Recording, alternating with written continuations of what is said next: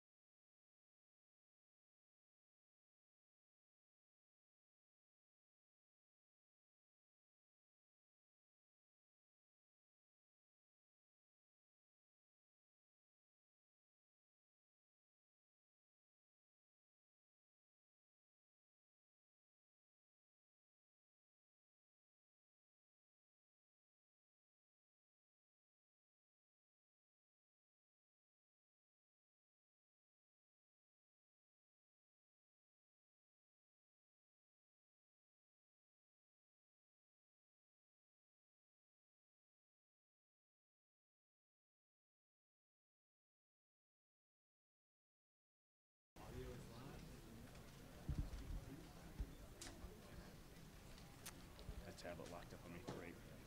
How do I get back to where I was? Hey, Lon.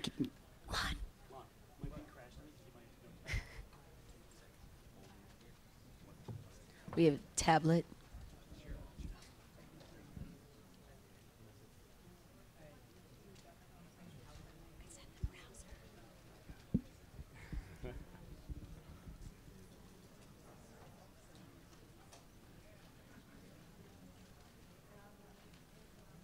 You can hand them to me after the opening. I hear you.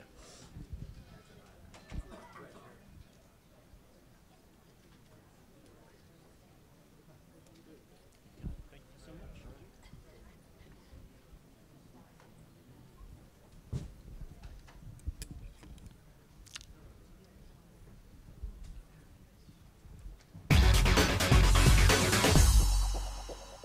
Welcome to a very special edition of What's Trending live from the Samsung Blogger Lounge at South by Southwest Interactive. Hello, South by Southwest.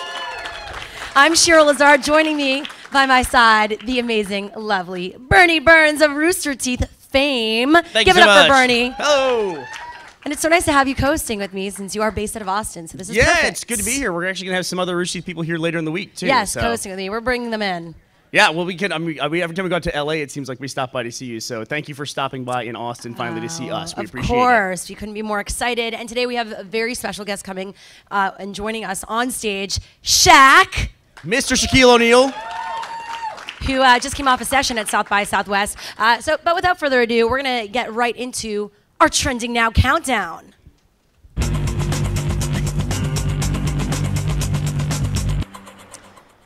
First up on our countdown today, we have the boys from Boyce Avenue. These are brothers that have a band on YouTube, and they are back with a cover of Incubus's classic, Drive. Whatever tomorrow brings, I'll be there with open arms and open eyes, yeah. And whatever tomorrow brings, I'll be there. I'll be there. Did you like the song way back when in 2000? Well, I'm just glad watching that video that they didn't break out into the Harlem Shake halfway through it. It's nice to see a trending video where they're not doing that finally. But this is like an old school classic that they're bringing back. It already has 135,000 views since yesterday. Yeah, maybe if they get to 500,000 views, the creepy guy will finally let them out of that basement where they're playing. Yeah. Oh, snap. Well, it's a monetizing plan. Thank you for that one, Boyce Avenue. At number 4, we've got School of Thrones, episode 1, Prom Night is coming. We can never be friends. The cliques of Westeros Valley High aren't allowed to intermingle. High school politics. Wait, what? Cliques? Yeah, cliques. You know, Stark. Lannister. This is, of course, a play on Game of Thrones on Right. HBO, if it happened in a real high school setting. Well, yeah, I don't know. Do you watch Game of Thrones? I've watched it. I haven't, like, really gotten into it, though. It's got a really awesome formula, the HBO show. Basically, somebody gets killed or has sex every 5 minutes. Wow. Yeah. I can see how you could like that. It's really nice. It's like the ultimate man fantasy, killing and sex. I'm wondering how they're going to pull that off on YouTube. Kind of. Age-gated videos, maybe.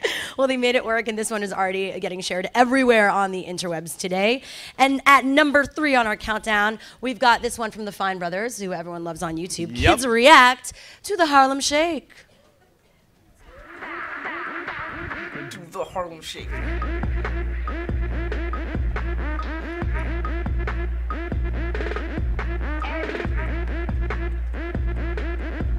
I thought these were business people. Yep, normal work day. I love these videos. They're great. How many are there? Oh, this is the best one. I, of course, forgot to mention that was the South by Southwest edition of the Harlem Shakedown, which is our recurring segment where we, show the Harlem Shake videos that pop up You have to. all the time. You have to. It's the year of Gongum and the Harlem Shake. I thought this one was done, but I guess whenever it goes viral, then it takes, a month or a few weeks then for Fine Brothers to get all these people to react to them. No, that's a good sign. If you watch those kids, little kids can watch the same Disney movie about 800 times in a row, yet in a minute and a half they got tired of the Harlem Shake meme. I think that gives us Says a lot a lot, of hope right? for the future. Yeah, it does. Now, Bauer's song, though, the Harlem Shake, is the #1 song in the country still Awesome. for the 3rd straight week in the row, and that's now that they're including YouTube views. We are evolving as an industry. Really? Billboard is including YouTube views in the songs of the week. They should. I mean, YouTube is monetizable, and it's basically like the new MTV. Why not? And They should be speaking doing of that. it being the new MTV and new announcements on YouTube, Jash just launched yesterday. This is the YouTube comedy channel with Sarah Silverman, Michael Cera, Tim and Eric, Reggie Watts, and here's their debut video. Take a look. There are just too many videos on our website. That's why we're going to permanently delete all videos from YouTube and start fresh with Jash. The destruction of your videos has just begun. We actually interviewed the whole crew yesterday at South by Southwest, so you can check out that video on our channel now. All of it, including Tim and Eric as well. We did. How'd that go? It went well. I mean, they like being funny. Yeah, I think I was very serious. I was like, so what about YouTube? Tell us about your take. And they're like, no boundaries, no barriers. Oh, yeah, Tim and Eric with no boundaries. Yeah, that's going to be a scary sight to see. This is a funny one, and actually that video you just saw was shot at YouTube's new creator space in Los Angeles. That thing is crazy. Yeah, It I is. noticed they got out of the It's helicopter huge. in that video. Yeah, that's what happens when you get YouTube money. Yeah. Helicopters. You build an enormous studio have a for helicopter? people to make vlogs in their sound booths with. Or you get a green screen where you put fake helicopters on the green screen. All right, and are you ready for the #1 most awesome video of all time today? Everyone. This one comes from DeAndre Jordan with the Dunk of the Year. With almost a sheepish grin on his face. I want to see it again. This could be as good as anyone we saw from Blake. Did you like that one? I love it. It's amazing. I always think, what's the mentality of somebody who gets dunked on like that? I mean, the story is the guy who's dunking, but Brandon Knight who got dunked on there. It's like, how long do you lay on the ground before you finally like, get did back this really up? happen? Is this real life? If honestly, I would think like my jersey's the same color as the court. I'm just gonna lay here and you guys just play around. Take me. it all in. Well, actually, Knight made fun of himself on Twitter after the game. He said it wasn't in the scouting reports that the Clippers threw lobs. LOL. Did he say LOL? He did say lol. No, I'm reading it. We did the research. And you know what? That does it for our Trending Now countdown. Today, right. live from South by Southwest Samsung Blogger Lounge. And I know the moment that we've all been waiting for is about to come here. I think we're gonna need bigger chairs. We might need bigger chairs. I think we're going to do a transition right now. So stay tuned to all of you watching live online. Tweet us your questions at What's Trending hashtag Samsung South by Southwest, because we will be asking those questions right now to Shaquille O'Neal. We'll be back in just a moment.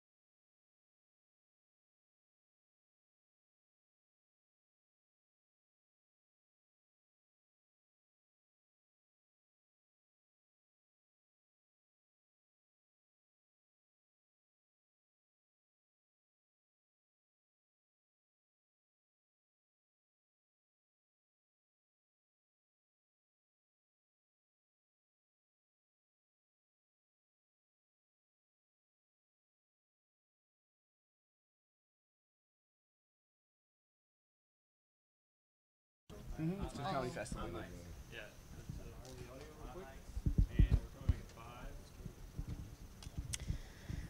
We are back. What's Trending live from the Samsung Blogger Lounge. And now, without further ado, please let me introduce our incredible, amazing guest. It is Shaquille O'Neal. How's it going? Having fun. I'm like a kid at a candy store. I'm You at the feeling it? convention center. I've seen a lot of gadgets and the Google glasses I've been trying to get. I've been trying to pull some strings, but they're not budging. Oh, come on. They're not budging. You got to make them in your size. Yeah, I know. We need to see the world from your perspective. If you have Google Glasses, that would be very interesting. Yes. All that way high up. So you just came off a session. You did your own big keynote with Brian Solis. Tell us about what you covered. Well, Brian asked me a lot of great questions on how I became a techie, geeky nerd. I'm proud to say all three of those words. Tech. First of all, let me say that us techies, well, you techies, we're so powerful. I'm from Texas. I remember when this festival was all about music and film. Mm-hmm. Yeah. Now it's all about you guys, tech. So you guys are powerful, and you guys do a great job. You bloggers do a great job of getting the information out to people. Technology is just so great, and kudos to all the programmers and all the people making it dummy-proof. Because I'm an older gentleman, and I can remember when they came out with that big dumb computer thingy. Yeah. It was huge. Remember that? Yeah, that big thing that nobody could work unless you was a smart guy. So, when they came out with the new stuff and it was dummy-proof, everybody can work. It was just so fabulous. And I always like to be the guy at the forefront. Yeah, you're an early good adopter. Stuff. Yes, I am. Yes, he is. That's because I'm a true geek. I am. We love it. You're the reason I got on Twitter. I mean, thank you. I had heard about it, and then I thought, what's the point of this? And then I think you were trimming down preseason diet for when you're playing for the Think Phoenix. Yes. And you were like, I'm going to cheat on my diet. I'm going to cheat on my diet. Because you know what's happening? Because Phoenix is hot as hell. Yeah. Yes. Like 150 degrees. So I'm riding by one day, and the Dairy Queen sign was like, "Come see Staring me. at you. Come eat me." So I just had to give me a couple scoops of that vanilla. An hour later, he tweeted just a photo of himself with a big soft serve cone eating it. That was all he posted, and I thought, okay, now I see the point of Twitter. I'm joining. No, you were really one of the first athletes and celebrities to join Twitter. Why has it been so important for you to jump on these platforms before a lot of people, before they're even popular? I actually found Twitter by accident. There's no secret I talk a lot of smack. I promote, market it. So one day a guy misquoted me, and I don't like to be misquoted when I make up my smack. Okay. If I'm gonna tell you my smack, I want you to repeat my smack like I say my smack. So this guy misquoted me, and I went up to him and said, "Why'd you say that?" He said, "You said it." I said, "No, I didn't." He's like, "Yes, you did." I was like, "No, I didn't." He's like, "You said it on Twitter." So I went back home, got on the computer, typed up Twitter, and I saw what it was. And then some guy had the Shaq. He had my pictures. He had everything. So that's when I came up with the _real_Shaq. And I was like, let me see how this thing works. And like the first thing I did was, okay, I'm on 24th and Camelback.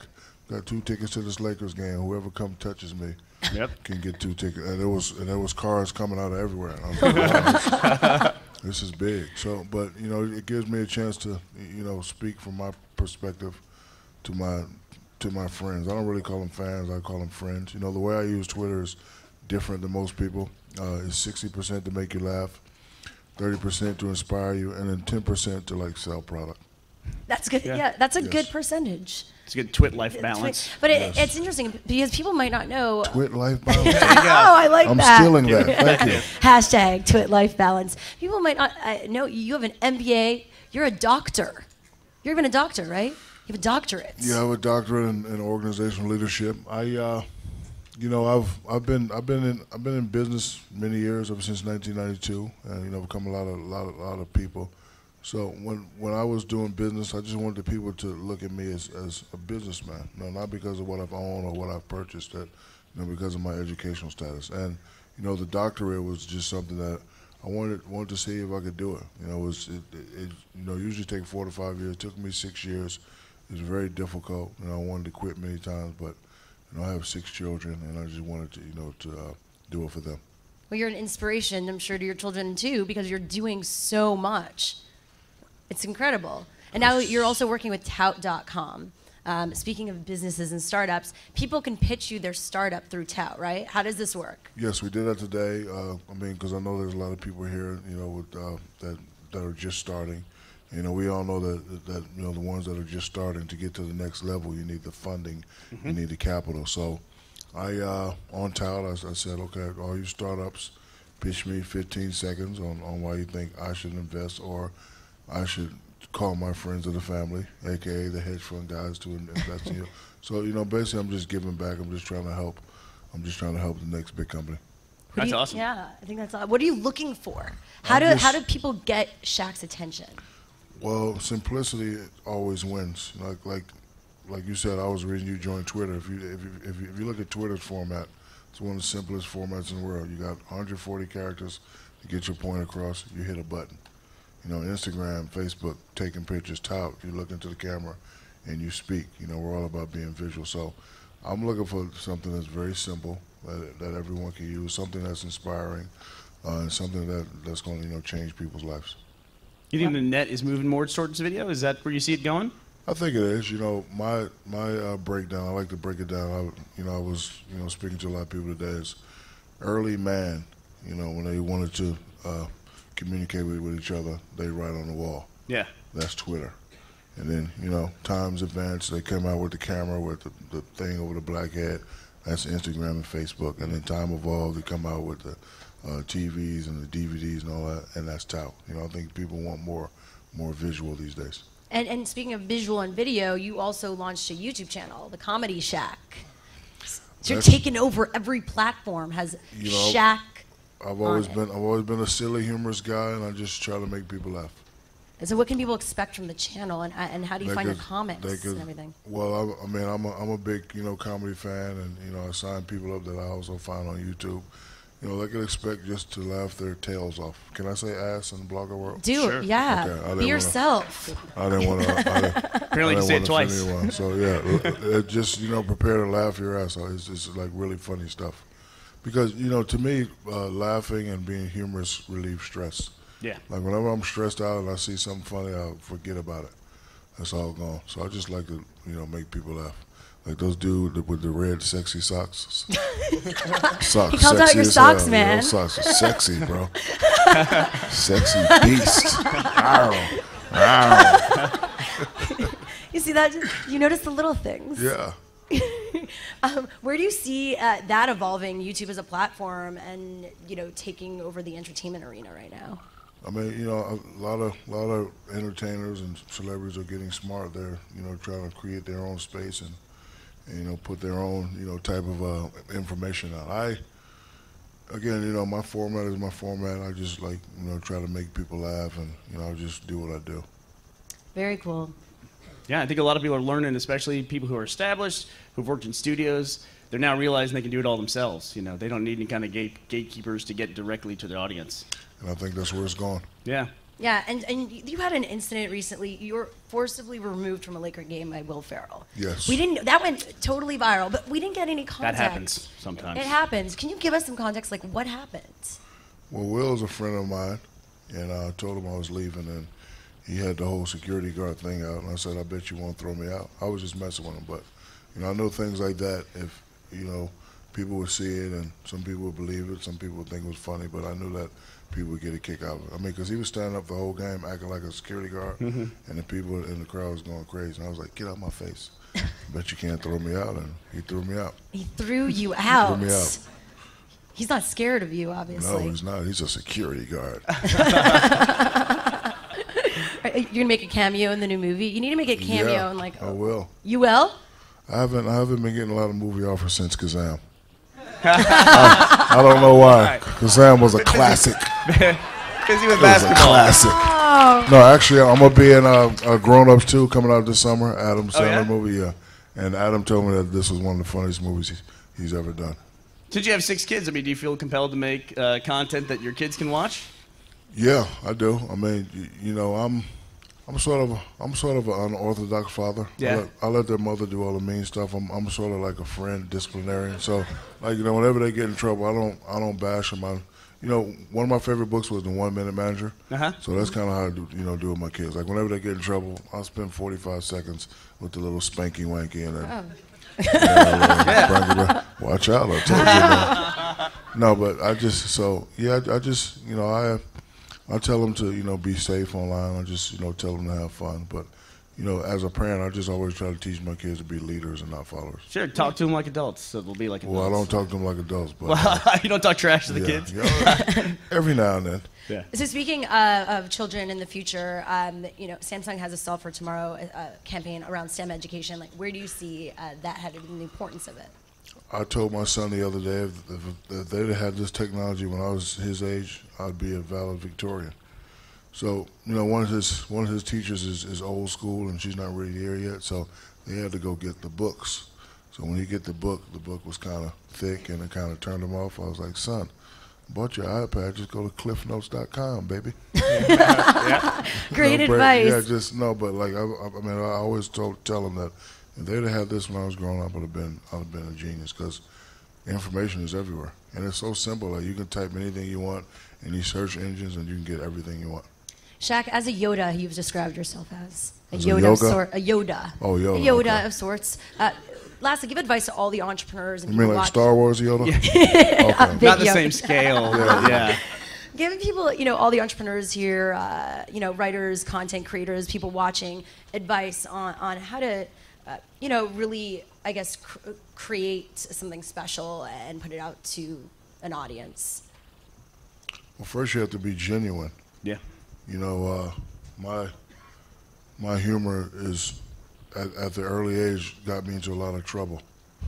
You know, the teachers didn't appreciate my humor as a youngster, so it got me into a lot of trouble. So I think that's why I'm able to still be humorous, because this is the way I've always been.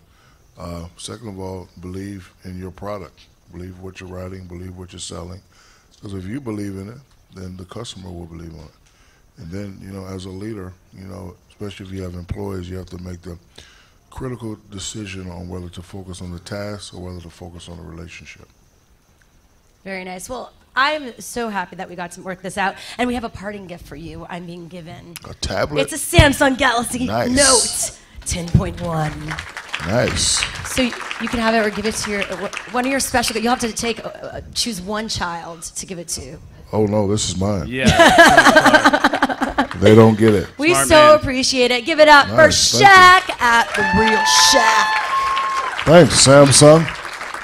You rock. I'm so happy we made this happen. Yes, ma'am. Looking forward Nice to to see seeing you. you on the interwebs. Shaquille O'Neal, everyone. Thanks, Shaq. Nice to meet you. What a highlight of South by Southwest. And stay tuned because we'll be back in just a moment live from the Samsung Blogger Lounge.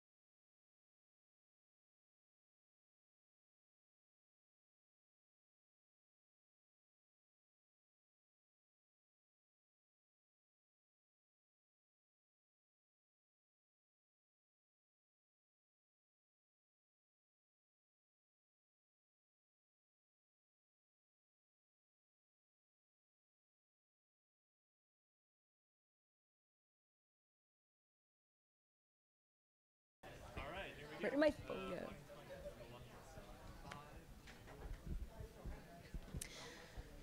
Welcome back to What's Trending live from the Samsung Blogger Lounge at South by Southwest Interactive. We're bringing in some comedy right now with the one and only Scott Aukerman. Hi, Shara. What's a blog?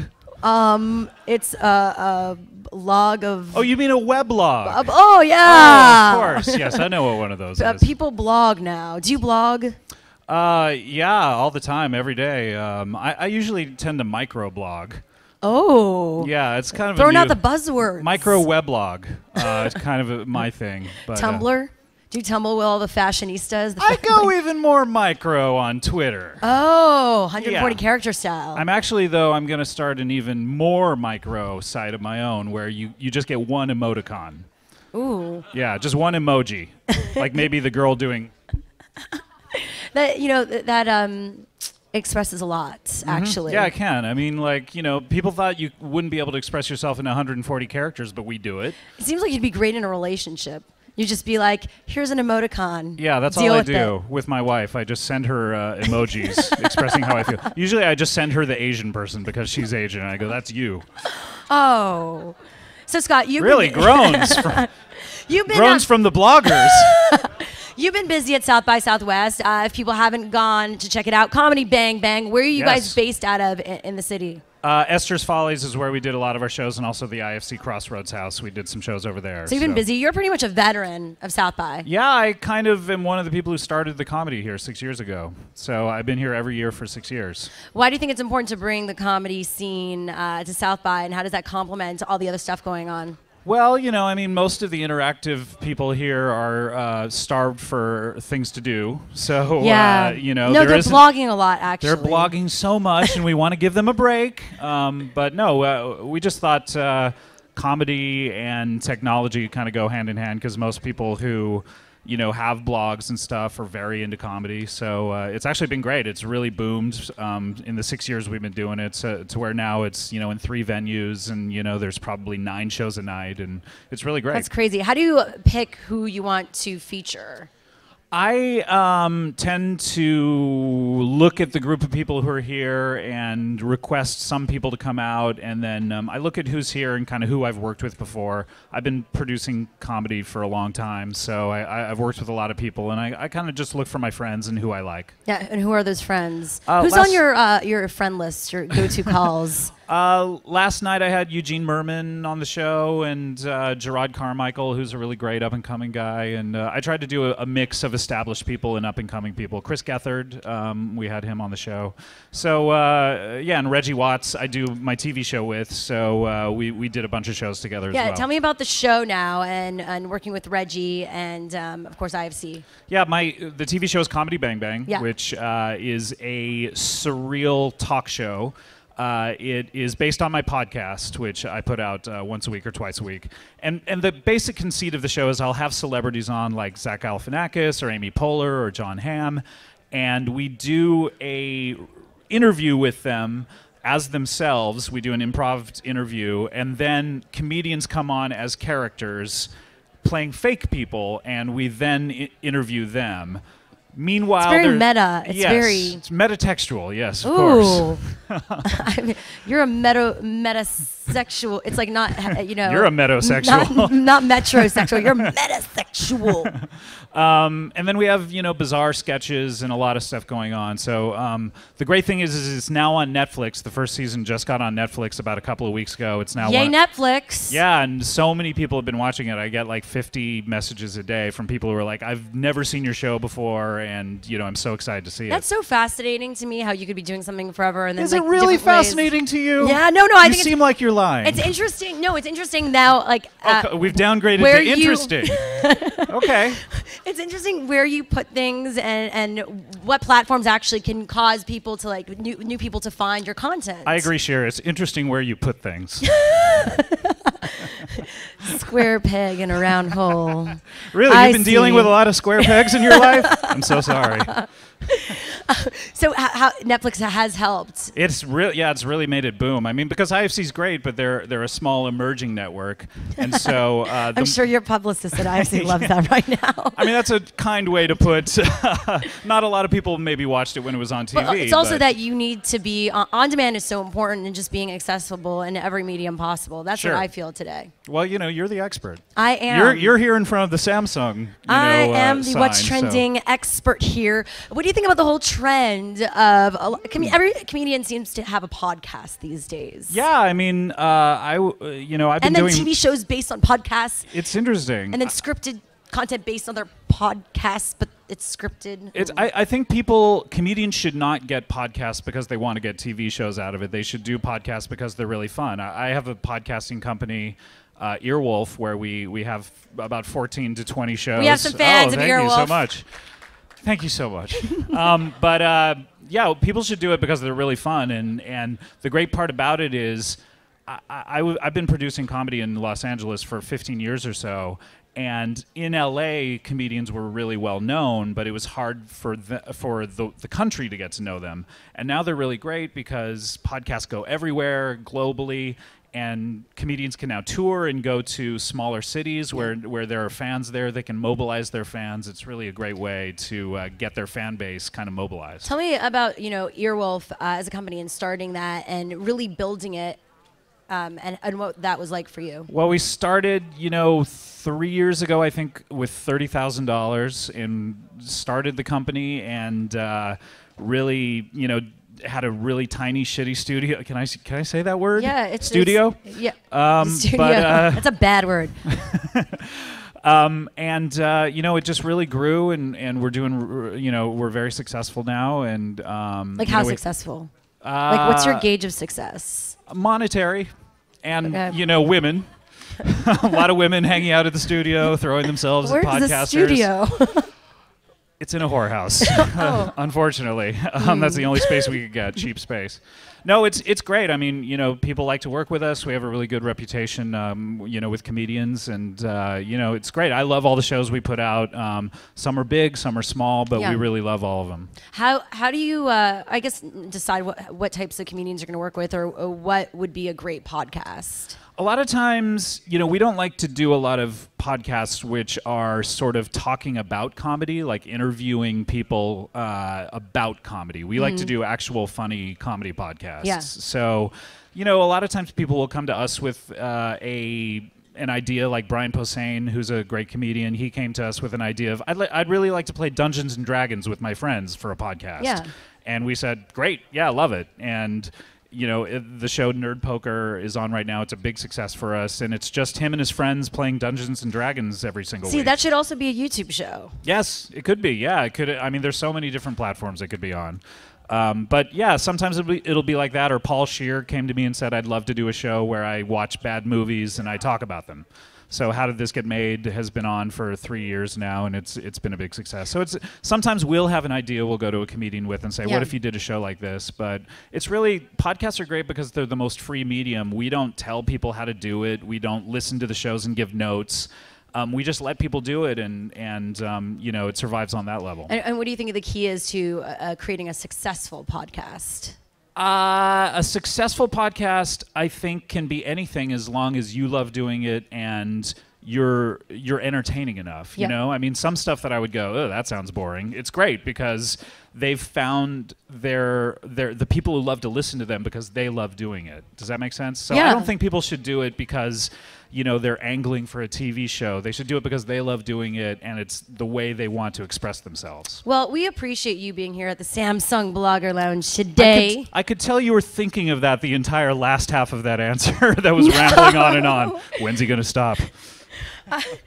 I think it's fascinating. I think it's fascinating. Shira, you checked out of this interview. No, I didn't. 2 minutes ago, didn't you? No, I didn't. I find the Earwolf stuff really interesting. Well, I find it's you so interesting much. because you're an entrepreneur, but you're an entertainer. Yes. And that entertainer-preneur is how I like to call Nick it. Cannon calls himself an entertainer-entrepreneur. Ooh, how do you feel about that comparison? No, thank you.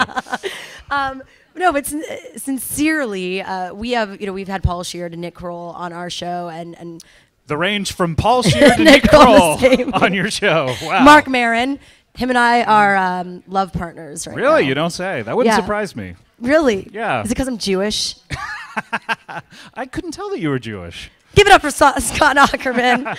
Comedy you. Bang Bang. Check it out. It's continuing here at South by Southwest right now. Yes. Not really, but yeah, I'll say yes. They could people Just could to not stalk you and you embarrass could you. do like show. Of course, check it out also on IFC, Earwolf. Check out all the amazing podcasts. IFC coming back this summer through December. Very nice. Scott Aukerman, everyone. Thanks. Coming up next, we have a ton more amazing, incredible interviews. Who do we have coming up, Lon? Alex Winter, who has a documentary, Bill and Ted's Excellent Adventure, and now did this documentary with Sean Parker and Sean Fanning. He's a great filmmaker. Yeah, it's a great filmmaker. Oh, yeah. The guys behind Snap, which is a hot movie here. All right, and then we end our day.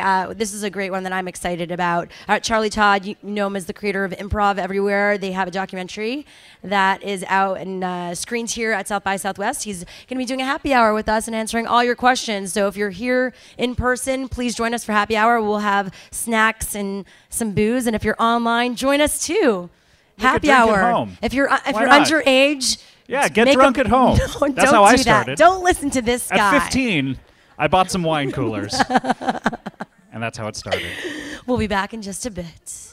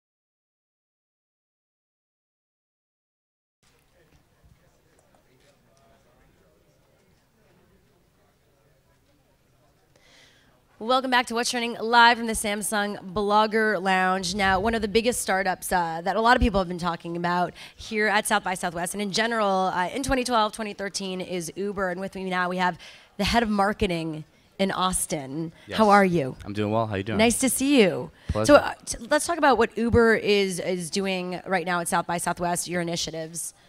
Absolutely. So normally we're everyone's private driver. So press a button on your phone and a black car picks you up within 5 minutes. So down here you can request a pedicab. And if you have a Galaxy, a Samsung Galaxy, the ride is actually free. You just tap it, you wave it when you get in the pedicab, and it's automatically discounted. Why is it important for you guys to have a presence here? It's just, I mean, this is the biggest, this is the center of technology, and we, you know, there's a need for transportation. And so instead of doing like parties or kind of like what a lot of brands do, we do what we do best, which is moving people around, and there's absolutely a need. I mean, we've seen insane demand for both pedicabs, and we have cars. We have Teslas on the system. We have a Rolls Royce on the system. Oh, really? Yeah. Look at doing you. We're doing it big. It's Texas. I mean, you yeah, can't mess of, around. I've been seeing a lot of articles and blogs pop up about the presence of brands at South by Southwest and the importance. As a brand yourself, as a startup, where have you seen the conversion in terms of gaining customers with an event and being here at South by Southwest? We have signed up thousands of people in the last 4 days. Oh, really? So like when it rains, like it did on Saturday night. Yeah. It's just every person is like, how am I going to get out of here? Sign up for Uber, use this code. And we saw like almost 700 signups just that night from the rain. That's crazy. Yes. If we had a way to always put out really bad weather, we might do it. Yeah, thank you. We appreciate that. But we won't. Why do you think that Uber has grown so much and the relevance of the service in the past year? For one, I mean, we've expanded incredibly fast. So we're now in 30 markets worldwide. Wow. And there's just such a need for this type of service everywhere. I mean, no matter how big the city is or what public transportation is like, there's always a need to press a button on your phone and reliable transportation pulls up. You don't have to deal with any hassles. And it's just so viral.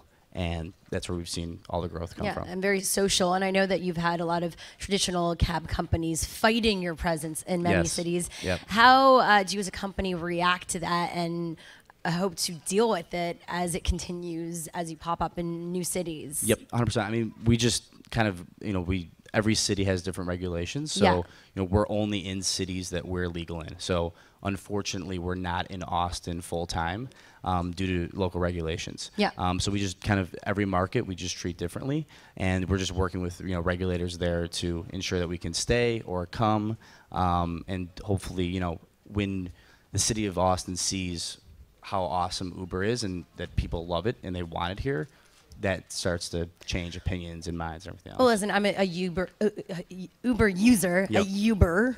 An Uberer. An Uberer. And I see, it's an obvious, the use of it. Yes. Because I use it when I'm in Los Angeles and New York. Why do you think it's been so disruptive? Why do we look at it as a disruptive company when it just seems to be practical to people's lives? Well, the transportation industry, the taxi industry is old school and highly regulated. Yeah. And so, they've never seen change like this. It's always been you hail a cab with your hand, and now you get somebody in the space that's using technology. These drivers are running their businesses more efficiently. They're making more money.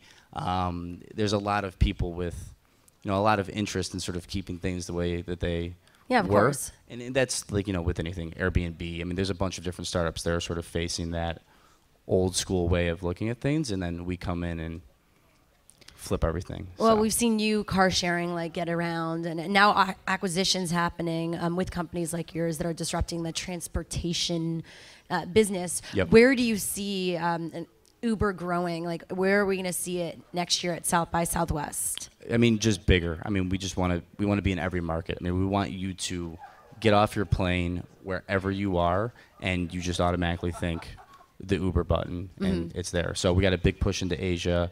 Just launched Singapore last week. Oh, really? So that's I don't know what we'll be doing next South by, but hopefully we'll be in 100 markets and be doing even more rides. Maybe hopefully here full time. Who knows? Maybe like little mini jets. It'd be like, I want to go to this street. I'm gonna take a jet over. No, Just Uber over. jet. Well, I know they're also investing in what's the So Black Jet is part of Uber. It's one of our founders has gone and started that. So, Interesting. But flying Ubers. I mean, flying Ubers. I want to fly an Uber. Yeah, I mean helicopters. We're good at transportation, so we'll figure it out. Very nice. Well, check it out, all of you. If you haven't downloaded the app yet, you can right now. Uber it. Yes. And thank you so much. We really appreciate it. Thank you Check so out much. the company. It's definitely going to get bigger. Yes, and if you have a Galaxy, your continue. pedicab ride in Austin is free. There you go. Thank you so much. Coming up from the Samsung Blogger Lounge, we've got Alex Winter, who's the filmmaker for the documentary with Sean Parker and Sean Fanning. Should be a really interesting discussion. Tweet us your thoughts, questions, comments, whatever. Say hi at what's trending hashtag Samsung South by Southwest. We'll see you in just a bit. Thank you. Thank you.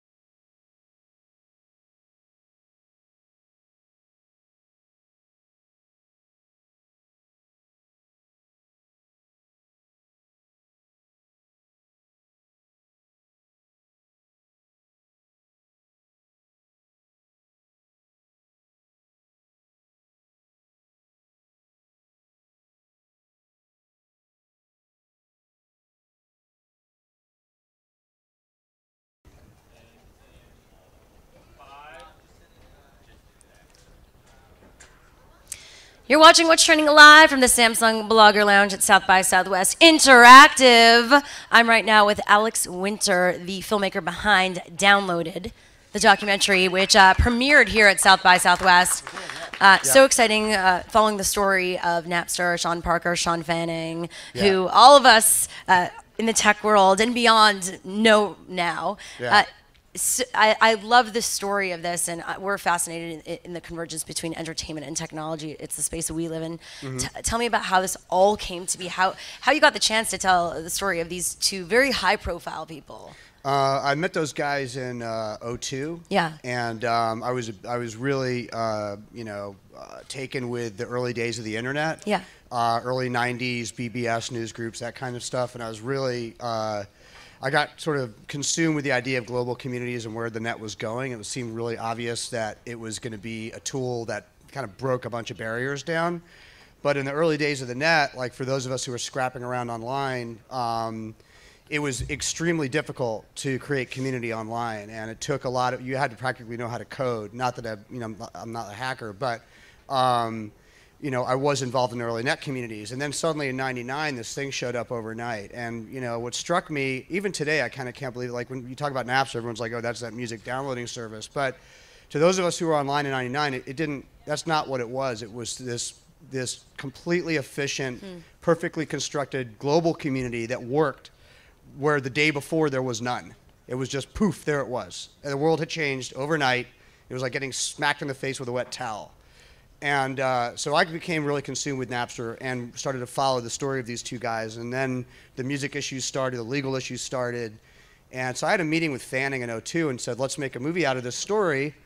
But I was like, grown-ups don't know what this thing is. They don't even know how to plug their computer into a phone line. Yeah. So I wrote it as a narrative originally, and it just never got made. It was going to be a dramatic story. I wrote it at Paramount. I was in turnaround for a while. Oh, wow. And I just walked away and did other stuff. And a few years ago, sort of right before SOPA kicked off, when everything really was getting just insanely contentious, I thought, well, in writing the narrative, I'd met everybody on the label side, on the tech side, on the ethics side.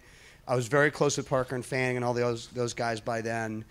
I said, well, I should just make a doc and let these guys talk, because it's going to be a lot better than if I try to put words in their mouth. So that was sort of the evolution of it. So when did the shooting actually start? Not that long ago. I mean, it was funny. After spending 6 or 7 years trying and not succeeding and getting it made as a narrative, it took me like a day to get it set up as a documentary. And I was at Fanning's house in San Francisco shooting them like 2 days later. Yeah. So the whole process has taken me about 1.5 years to make the doc itself. But that wouldn't have been possible if I hadn't spent so many years doing research, because I just knew where all the bodies were buried. But why now do you think that people are interested in this story? Or maybe were they, but... I think that the significant difference is that there were a lot of people interested in the story in '02, '03, '04, but they were really young people, or they were very entrenched tech people. It's only really been in the last 3 or so years that all of the issues that were important to a lot of us in '02 have become global issues. They're not micro issues anymore. Like to those of us who were interested in the net in the early days, we knew that there were going to be ethics issues. We knew that there were going to be transparency issues. We knew that the government was going to one day wake up and go, oh crap, the people have a voice and we can't stop them. But that didn't become public information until like 3 years ago. Suddenly, everybody seemed to understand that the genie was out of the bottle and it wasn't going back. So that's why I think the story is relevant today, is because, finally, whether people want to or not, everyone's waking up to the reality that, yes, this is the world we live in. This isn't future land or tomorrow land. This is like today and yesterday land.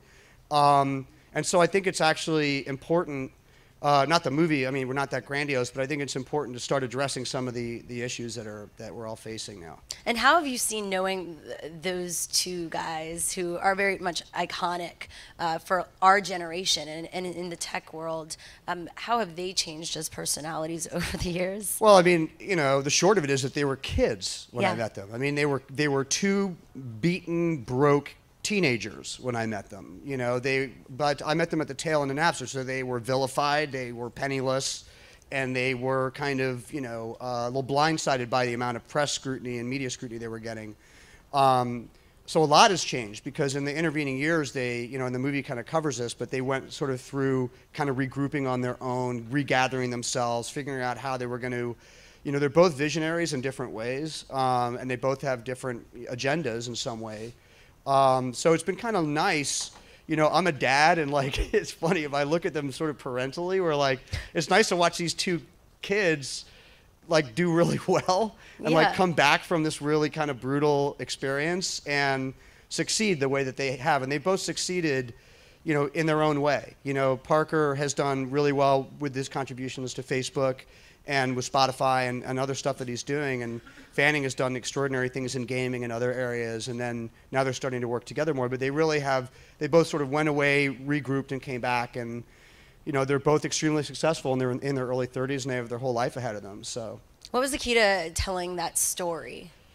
You know, as a doc, for me, the key was to try to impart as much information as possible, but keep it entertaining. Yeah. You know, I wasn't, you know, the beauty of making it as a doc was I really had no interest in the kind of interpersonal soap opera stuff. You know, I wasn't interested in like, you know, when did Parker and Fanning fight? You know, whose mom got angry at who? The kind of stuff that when you're writing a narrative is actually the meat. Or who Parker was dating. Exactly, yeah, or pretending to be dating. What colleges he was pretending to get into.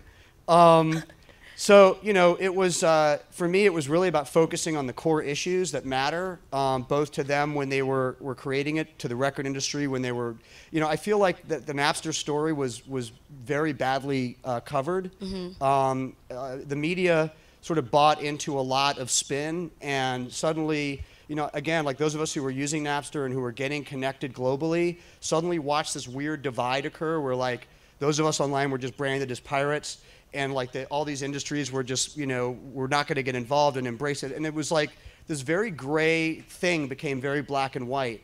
So for me, the core, I think, driving motive for me making this movie was to actually represent the complexity of this issue, and that it wasn't about pirates versus the industry. It was about a technological revolution, and trying to demystify the Napster story. And hopefully maybe demystify them as individuals too, to show, was that important to you? Absolutely, yeah. I mean, you know, and same with the labels, was to sort of give a face to not just, you know, to Sean and Sean, who I care about, but also like, you know, I've grown up, I started shooting music videos in the mid-'80s. So, you know, so I come from the industry side as well.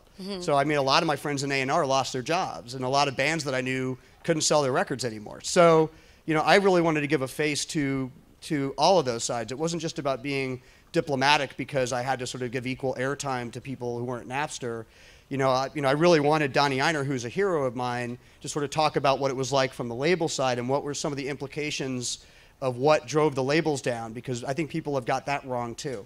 Yeah, you had, I mean, Henry Rollins, Lawrence Lessig, Noel Gallagher, some really impressive people. Was that tough to line those people up to tell that story? I'd love to say that it was this, you know, quixotic crusade, but it really wasn't. It was super easy. Everyone seemed to want to talk. Everybody seemed to be pretty happy that somebody cared about actually shining a light on the issues. And, you know, I think that what I told all the sides was that I had no interest in making one of these combative, divisive, us versus them movies. You know, the movie's not about whether the labels were right or wrong. It's not about whether Napster was right or wrong. It's really about, here's the world we live in.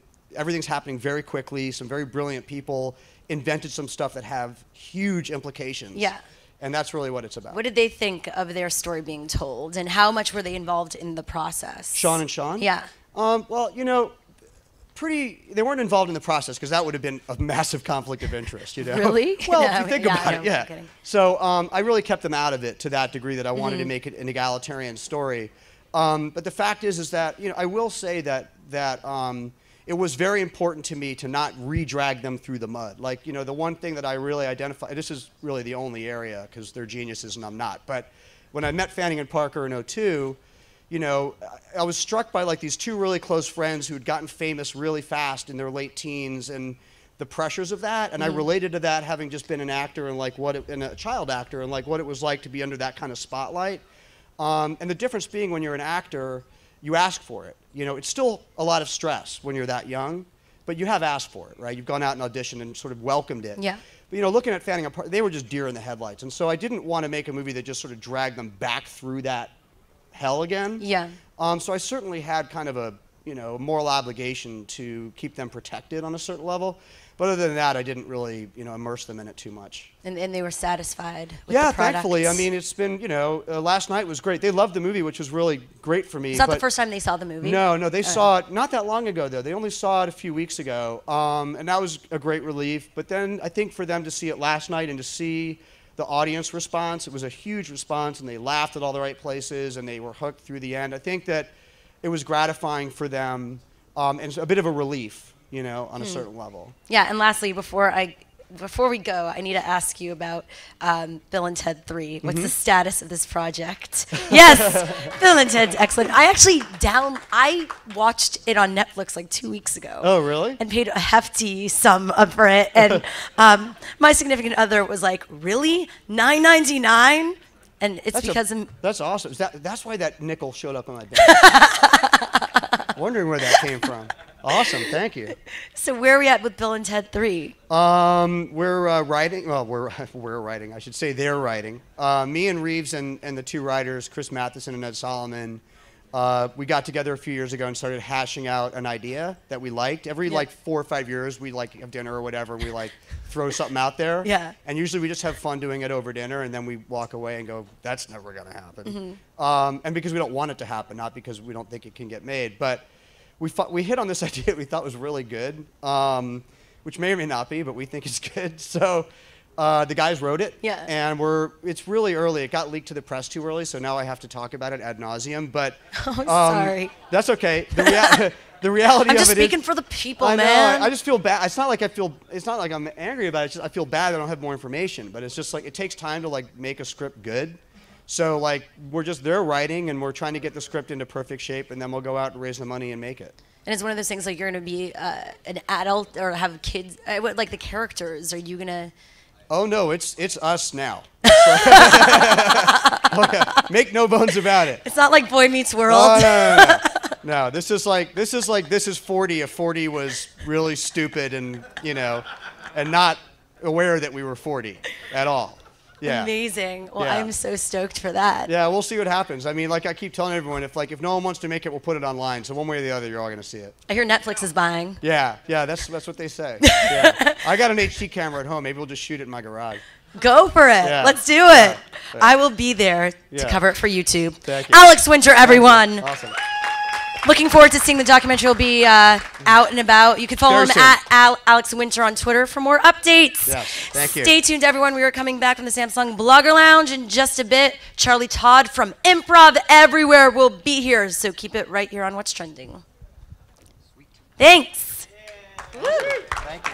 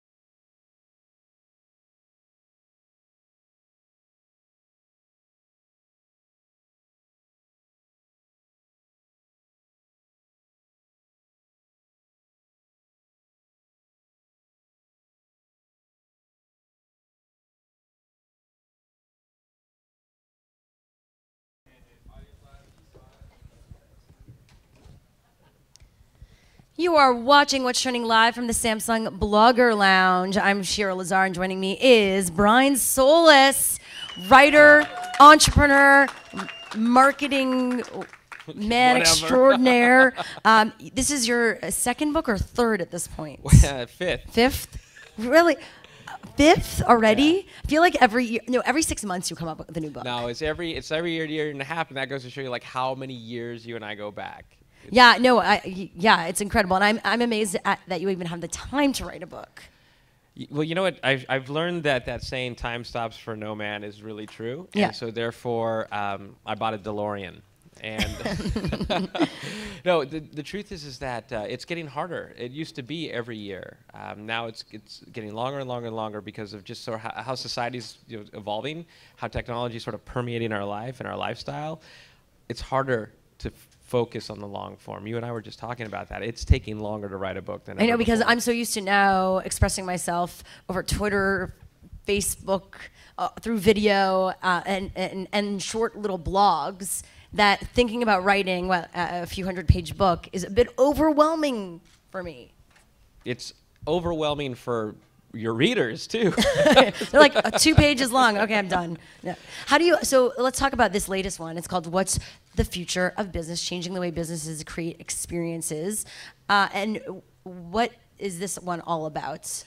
Well, it's sort of, my last book was called "The End of Business as Usual." Yeah. And my publisher said, look, your next book has to be whatever's next, because you just killed business. There has to be sort of a future. And I said, you know what, you're right. No, it ends here. And it's done. But going back to the conversation we were having, I realized that my last book was my last book that would be a book like that. Yeah. If you look at books, you go to a bookstore here, you go to any bookstore, they're all the same sort of rectangle. They all, sort of separated by the little paper cover that they put on top of it. But inside, they kind of look the same. Same text, same font, same size. I realized that if I was going to try to prove my point that the future of business was about shared experiences, then the book itself would have to be an experience. And so I started studying. I'm an aspiring anthropologist, and I started studying how people are sort of consuming information now. Infographics, not even blogs, but more micromedia, short-form video, and apps. And I realized, what if you could take a book and turn it into an analog app, make it an incredibly rich experience, make it immersive. So the book this time, as you can see, is really colorful. Okay, yeah, it's more interesting to read. It is an experience unto itself. In fact, it even has a visual nav bar that you kind of get down into it, and so it's like a print version of a browser. Exactly, it's a web experience in a book, and also it's a lot of original graphics, and Gaping Void created an original piece of art for each chapter. That's amazing. And so, what do you want people to get out of this book? Like, why should people experience this one?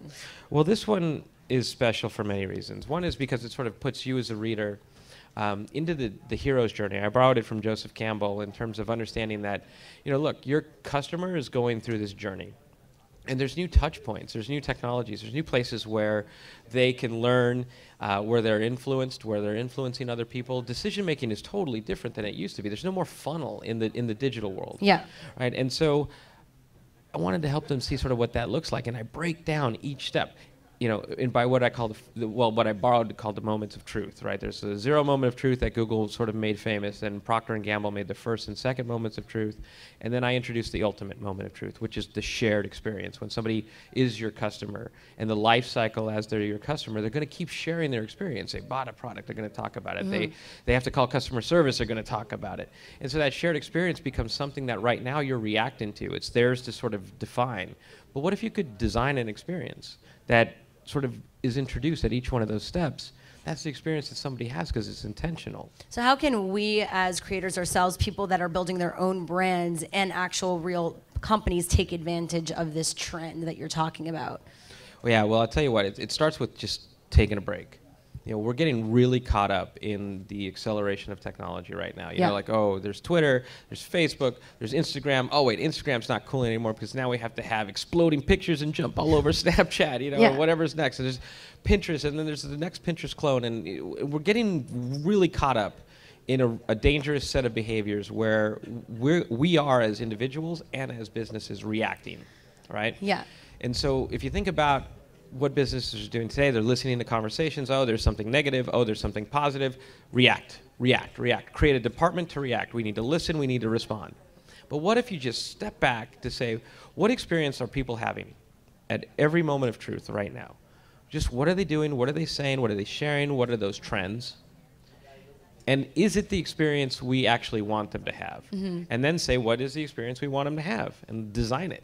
And then reinforce it and strengthen it in each one of those moments of truth so that when you are listening and when you are responding, it's to strengthen the vision you had in the first place. You have a filter that you're putting it through. Mm-hmm. Now, you're also really busy here. If some of you were here before, we had Shaq in the Samsung Blogger Lounge, which was a highlight for all of us. Well, you helped orchestrate that because he was part of you interviewed him as part of his keynote. Yeah. How do you hook up these awesome keynotes at South by Southwest? Well, first I'd actually a big shout out to Christine and Hugh over at the South by Southwest team. But what we try to do every year, because I sort of straddle the fence between technology and anthropology. Mm-hmm. And I think South by Southwest is at the same intersection, right? It's technology and culture.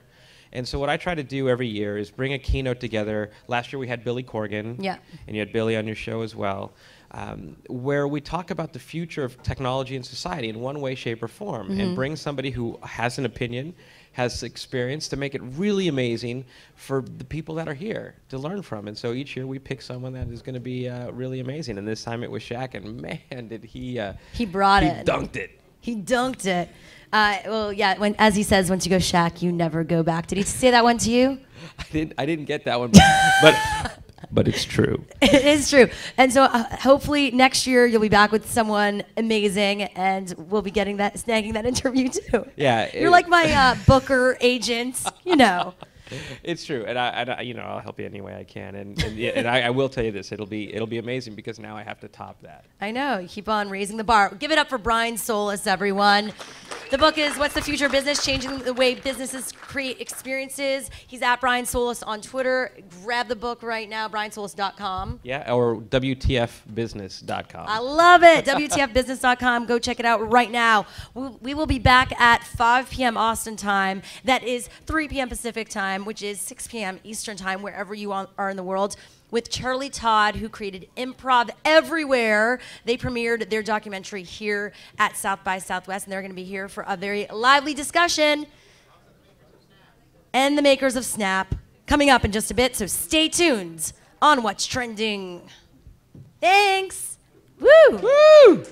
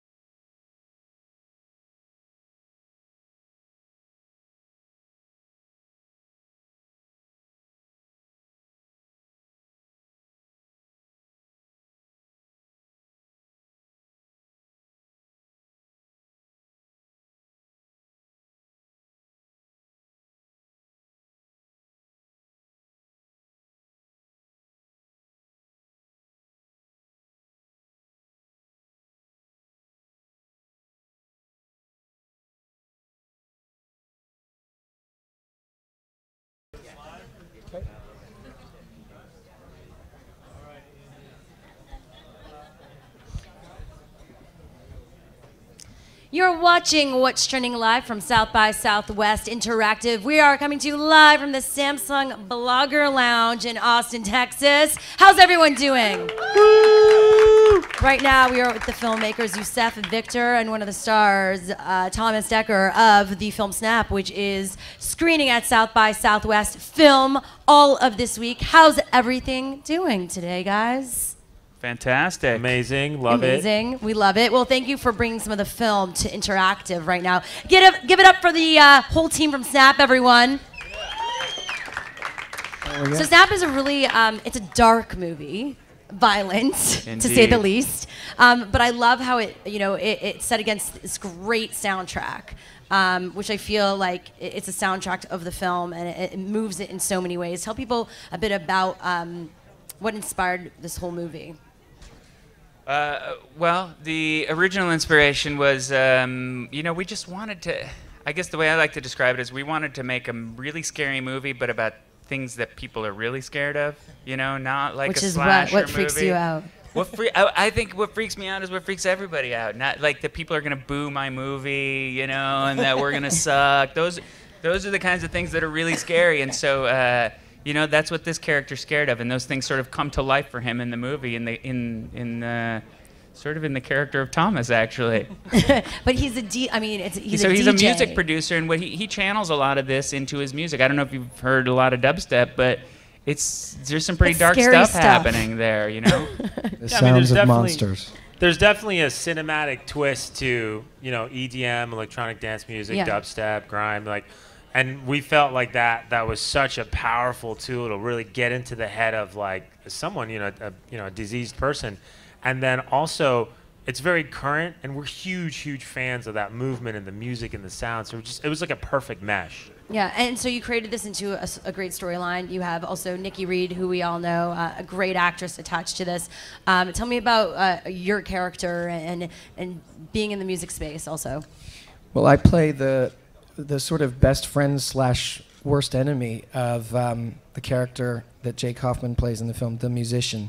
And I sort of ridicule his music sort of in a jovial way, but it kind of starts to get more and more aggressive and more insensitive. And so we have this really interesting bond and relationship, and you kind of get the feeling we've known each other our whole lives. And this was definitely the darkest part I think I've ever played, which was sort of what was really appealing about it. Mm-hmm. And when I read the script, I just was excited, particularly at how much I get to swear. So the movie's very G-rated. Totally, yes. We're glad NC-17's not around anymore. Yeah. Thank God. Was it challenging to put yourself into that mindset? Me? Of that dark person? I mean, it was, but these guys are such a supportive team, and I think for all of us, for Nikki, for Jake, for everybody, the whole film is very dark and heavy and disturbing. So I mean, I know Jake's talked about having nightmares while we shot it, but for me, it was I just finished a TV show, and it was so liberating to get to have that kind of freedom. And we spent a long time discussing the backstory of these characters and discussing, we really tried to be meticulous about the psychology of these people. So I felt really safe and confident while we shot it. Some people are just comparing this to directing of Scorsese and even Drive. What do you think about those comparisons? Well, that's definitely an honor. Jeez. Yeah. We'll Have take you seen them. those reviews, Actually, or am I just coming out? No, yeah, we saw that. That's no. I mean, we wanted to make a film that was thrilling, that had a definite look, a feel, a vibe. Yeah. I think we accomplished that. So we're pretty thrilled. But that's one of the biggest challenges on independent film. It's like trying to give the film a stamp and give it a look and give it a real energy to it, and you're always chasing that, time, resource, money, actor availability. So that becomes the biggest hurdle, is trying to infuse a real strong vision to a piece. So and tell me about the importance of being here at South by Southwest with this film and where you see it going. It's perfect. No, this was really the dream, the dream coming out for us for this movie, because I think that Austin audiences really get genre. They really get music, in movies and music in general. And so that combination of things just really came together for us here. Mm-hmm. Thank you, Janet Pearson. Thank you, Jared Neese, for that opportunity. It's been crazy. Can people get the soundtrack because it's such I was great just music? asking about that. They will. Out. Yeah, It there's will a track come out. available right now on a. I don't know if we can. There's a I don't know if we track- can no. plug something else, but Yeah, it's plug on what you want. IndieWire.com. Neighbor. There's a track that's out. F My Neighbor. Can I say that? Oh, that's the track. That's the name of the title track. of the track is "F My Neighbor." Okay. Yeah. Is it actually But F not or F, the whole it's word? the actual It's the word. whole word. And tell me, Thomas, you're very into Twitter. You tweet a lot. Like, how do you, as an actor, how do you like connecting with social media and the importance of it? Well, I'm terrible because I don't really use it to plug much. And That's maybe why you're good at it. People follow you. I just like I think the most tweeting I did in recent memory was just every night American Horror Story was on because it's my favorite show in the world, and so I would just sit there at the computer, and I like the live, like if you're watching something with people that you know.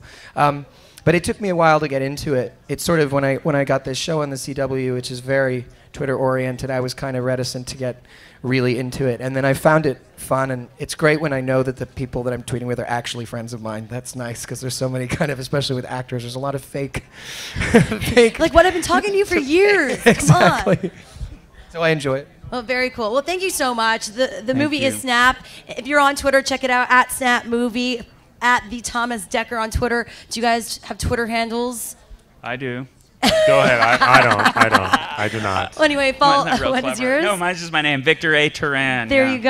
And follow all the going-ons. Are we going to see this on the big screen soon? That's what we're hoping. Okay. It's looking like the that. plan. We'll see. That is the plan. Thank you guys so much. We'll be back with more from the Samsung Blogger Lounge in just a bit. Give it up for these guys from Snap.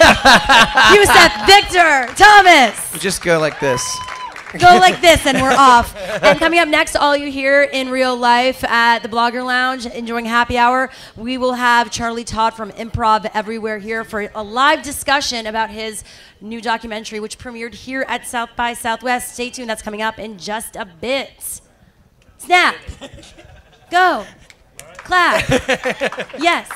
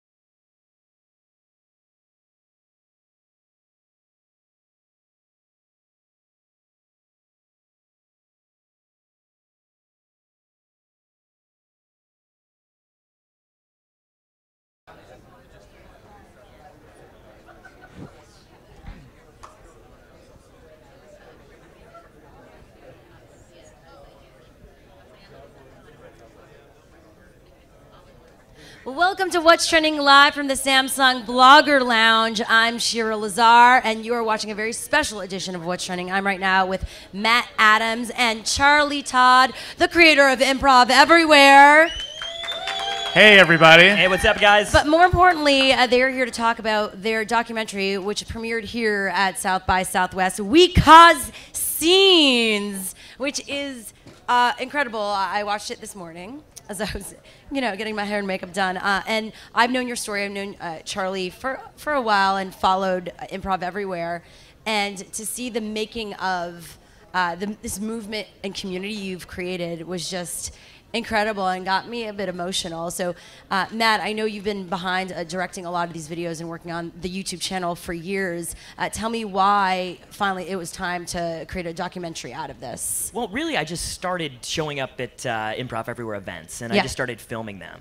And I quickly found myself to be the primary filmmaker behind the group. Yeah. And, about 5 years ago, because of all of this that was happening around me, I was like, this is a documentary. I need to start making a film about this, something that I feel is bigger than just a YouTube video. So I started documenting it over 5 years ago, and here we are at South by Southwest, world premiere, 5 years after we started the project. That's incredible. How did it feel to see your story up on the big screen, Charlie? It was really exciting. I think Matt did a great job with it. I only saw it for the first time a few weeks ago, and he's been working on it for a long time. But I'm thrilled with how it tells the story. And it's really a story of the internet, and it's a story of YouTube.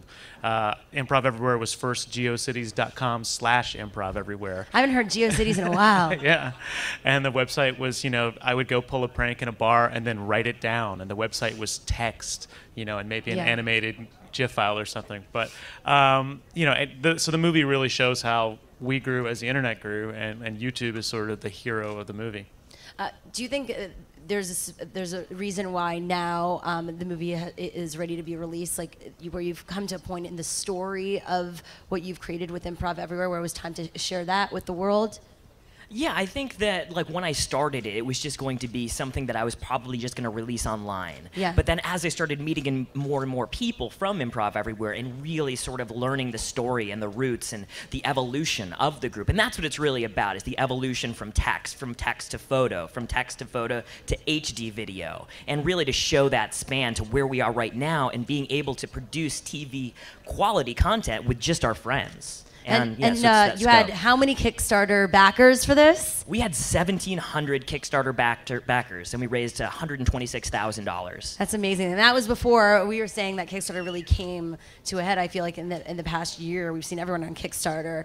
And what did it mean for you, for all this entire community to support telling this story, Charlie? Yeah, it was really exciting, and I was really happy for Matt that the Kickstarter was able to work out and enable him to really finish the film and make it into what it is. And I'm very excited for as many people as possible to be able to see it. Is it incredible for you to see how far it has grown? Is this what you wanted to create, or was it always literally an experiment? Yeah, I mean, Improv Everywhere started as the film shows with just me trying to express myself as a 22-year-old kid, playing a prank in a bar or a subway car, really because I had no other outlet for expression. But, it's grown into this thing that I certainly never expected. I never expected for the No Pants subway ride, which started with 6 guys in their underwear on the 6 train in New York, to turn into something that this past January had happened in 60 cities around the world on the same day. So it's gotten way bigger than me. It's sort of out of my control now. And that's one of the things with the documentary is we were able to see this amazing footage from 2002 when it was just Charlie and 6 of his friends taking off their pants, not their boxers, taking off their pants. I'm like, how far are we going here? On the subway, to 2006 where 8 people got arrested. And then this past year, 60 cities across the world, Mexico City, Jerusalem, Amsterdam, and all of these, Shanghai, participated in this event. And we just happened to be there to document it while this was all unfolding. Looking back, what do you think was the key to building this community and this engagement, which I feel like everyone right now tries so hard to create? But you've done it. It took years, obviously. But what do you think was the key to that? I think being prolific. I mean, in the early years, every 2 weeks I'd go out and do something. I'd come up with an idea and just wouldn't even evaluate it. I'd go do it. Yeah. And there was plenty of projects that weren't as good as other projects in those early days, but I think just when I speak at colleges and talk to young people, that's always my advice: just go create. And it's so exciting that we're living in this era now where the gatekeepers aren't as relevant anymore, and there's nothing to stop you from going out and creating exactly what you want to create. And my other advice is just do it because you love it. I think a lot of creators who start with a business model first and the content second, it ends up not working out. Mm-hmm. And I did it for years and years and years and years, just as a hobby, just as a way to express myself. So. And I think it's interesting in the documentary you talk about the concept of fun and the importance of that. Can you speak on that and how that has allowed you to build this incredible movement? Yeah, I mean, I think part of the reason we've grown so much over the years is that we've just been open to everyone. If somebody in another city wants to do a no-pants subway ride in the same day as us, then yes, do it. And, we do some smaller scale stuff that's mostly actors from the Upright Citizens Brigade Theater and friends of mine who participate. But we try to do 2 or 3 large scale things a year where literally anybody in New York who wants to come can come. And we've been doing things the last couple of years with 3,000-4,000 people at the same time. So how do you now, having that many people involved and on your email list, how is it just a prank anymore or something random without people knowing that what's happening? Well, certain events have become more just celebrations and parades as opposed to a secret prank. But a lot of times, even if we're doing something with 1,000 people, we won't tell them what it is before they show up. So we try to keep the element of surprise, and we try, even after we've been doing it for 12 years, to do things that'll surprise ourselves and do things where we don't know how the experiment's going to turn out. You could really say, and you see this in the story too, how big YouTube was for the growth of Improv Everywhere. Can you speak on that, the importance of posting those videos? Yeah, I mean, it was absolutely life-changing for me. I mean, when Matt started working on the documentary, I gave him a shoebox that had like 300 mini DV tapes in it. And that was really... I remember those. Filmmaker students you might not know now, but they existed. And that was the state of Improv Everywhere's distribution was, 300 mini DV tapes in a shoebox in my closet with nowhere to go. And then when YouTube came about and I was able to start editing these and putting them online and distributing them to the world, it completely changed everything. How are you able to, put together all this stuff, all these stories, these videos? You had so much content into this documentary, which you have a limit. Well, that's one of the challenging parts of making a film is that, when you make a 2-minute video for the internet, it's usually pretty clear. And when you have 300 tapes before you even shoot anything, trying to find that narrative is very difficult, but also really fun and challenging and exciting to be able to tell the story of this 12-year saga. And that's what's so exciting about being able to have a Kickstarter campaign, because when the project first started, it was just like, yeah, we have a bunch of tapes and we have a bunch of content, but to have these 1,700 people say, hey, I really want this story to be told, the story of Improv Everywhere, where it went from just me showing up at people's houses and interviewing them to actually having a budget that I could make a real movie. And it was super exciting to be able to tell that story. How do you come up with these ideas? Like, what is your process? That's the magic question. Because when I watch these videos, you're like, of course, this is crazy. Like, you could have thought of this, but you do it, obviously. Yeah, I don't know. I mean, I've been doing it for so long, I don't even know. But, I think it's just going through your daily life and looking at every public space and everything you encounter as potential for comedy and as potential for a stage. So, as I go through New York and as new buildings are built in New York, I'm constantly noticing them and thinking what could happen here. And I also get tons of ideas emailed to me. I mean, every day I probably get 5 ideas emailed to me. That's amazing. And, it's the 1 in 1,000 that I actually write back and say, yeah, that's perfect. I'm going to do that. Thank you. But it's worth it to have that inbox and just to have to delete 999 emails to get the one that's a great idea is worth it. And now being on YouTube and having grown the brand on YouTube, some might ask, how do you make this a real business? So how has Improv Everywhere become something from a hobby to a business over the years? The YouTube Partner Program's been very instrumental in that, and it was very exciting when that started, and the revenue that we're able to make on the videos through the Partner Program, enables us to, I can at least break even on all of those But are projects. you being approached by I'm sure brands or the spaces themselves? They should be paying you you're promoting their space. Yeah, I mean, we more often get the police called on us by a space, then we do get invited. But every now and then we do get invited. And we've taken on sponsorship a few times over the years. I'm very protective of Improv Everywhere. I don't want to do, a prank that's all about a brand. But if a brand wants to sponsor us to do something and we maintain creative control and they just get a thank you and a presented by, the same as Samsung presenting this show, that kind of integration can make sense. So I'm going to ask one more question, but I want to let you know here today, all of you, for the happy hour, we want to hear from you if you have questions for the team from Improv Everywhere. We're going to go around with a microphone. Where are you, microphone? And if you have a question, just go to Damon right here, and we want to hear from you because everyone who might not realize, like, whether you have 1,700 backers, people have probably shared your videos in one way or another without even knowing that it's Improv Everywhere.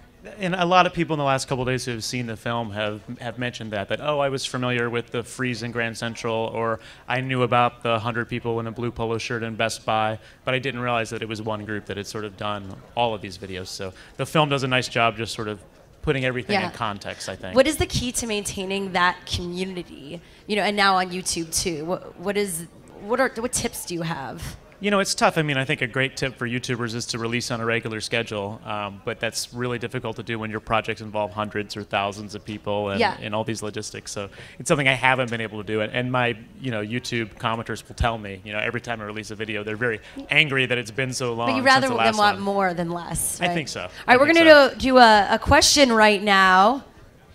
Hi, my name is S.J. Velasquez. I'm from Buffalo, New York.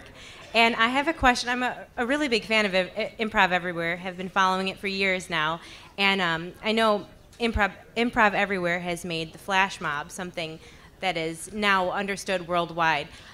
You guys do it right, but there have been a lot of people who really do it wrong.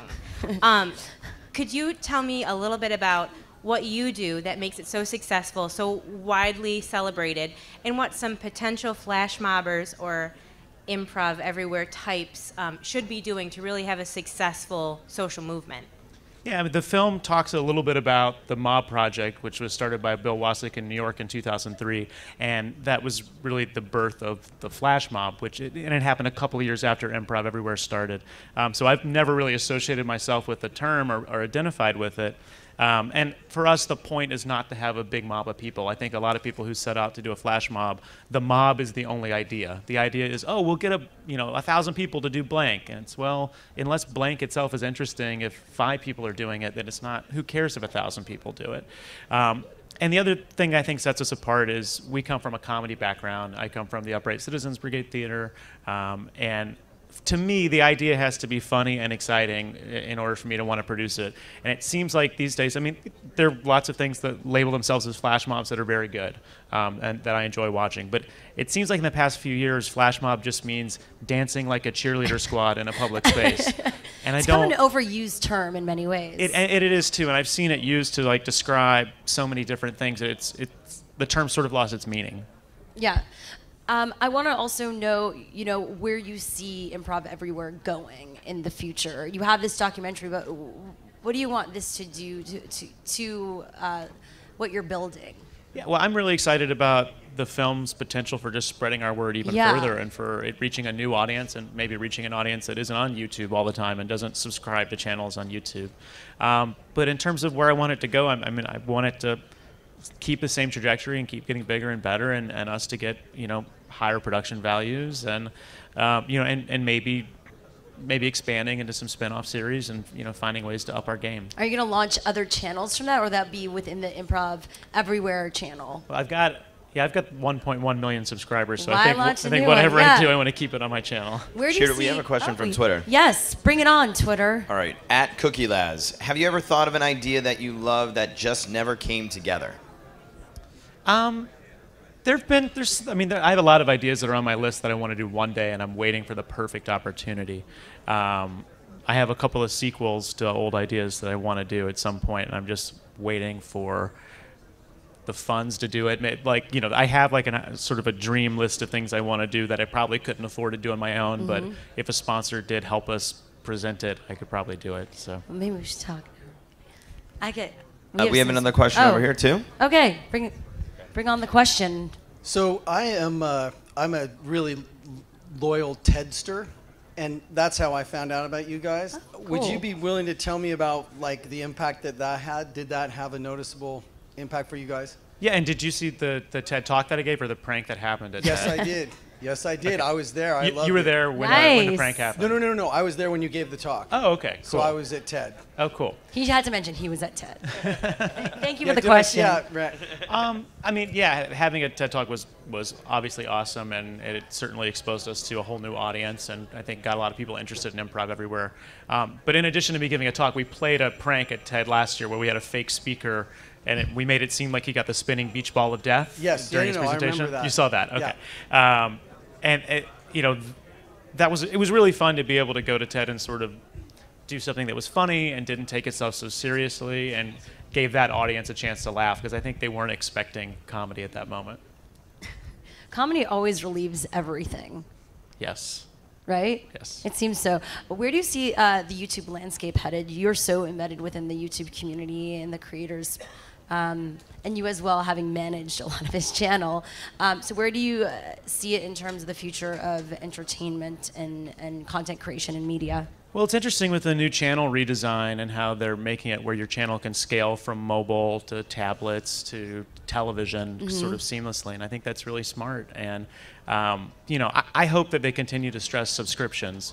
I really think the subscription on YouTube should be more like a DVR or TiVo, where you are subscribing and you actually want to see, you're subscribing to things that you actually want to see everything they do. Because it's tough for channels like us that release like once a month, and you know, if you're subscribed to another channel that is releasing 3 videos a day and commenting and liking and favoriting on 10 It's a totally things a different day. experience. Yeah. Do you want to, at a certain point, become a channel that has multiple uploads a day? I worry that we'd be overexposed and people would get sick of us, and I also worry that the quality would go down if we were, you know, just putting up a new prank every day. I think it wouldn't be as good as working for a month to do something that's our best work. Well, it's such a pleasure having you here today, both of you. I love the documentary. Are people going to be able to watch it soon? What's the status? Right now we're talking to a variety of distributors, but yeah, it's called We Cause Scenes, The Rise of Improv Everywhere, and we're hoping that you're going to see it soon. Very nice. Give it up for Charlie and Matt right now. Improv Everywhere. Thanks, everybody. And it's always, Thanks, of guys. course, subscribe, youtube.com/Improv Everywhere, at Improv Every on Twitter. We'll be back tomorrow on our YouTube channel with Fred Armisen. So stay tuned for that. And thank you so much for watching all day long. We've had some amazing speakers and creators here from the stage at the Samsung Blogger Lounge. Thank you to Samsung for powering this experience. Yeah. Ben Ha just hanging out here from I Can Has Cheeseburger. Thanks to all of you here for joining us throughout the festival at this happy hour. Hope you're having fun. And I guess that's about it. I'm Cheryl Lazar, and I'm signing off for now. We'll see you on the YouTubes. Bye, guys. Have a great day. Thank you. Thanks a lot, guys.